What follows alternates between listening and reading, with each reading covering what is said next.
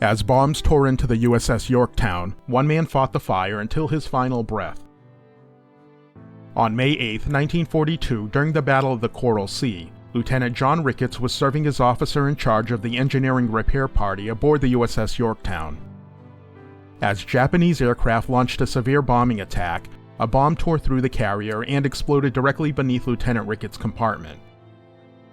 The blast killed, wounded, or stunned nearly all of his men, and Lieutenant Ricketts himself was mortally wounded, but he was still conscious.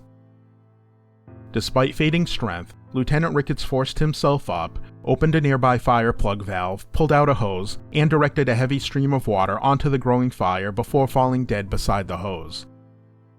His final act helped save the ship and the lives of countless sailors aboard the Yorktown, and for this, Lieutenant Milton Ricketts was posthumously awarded the Medal of Honor.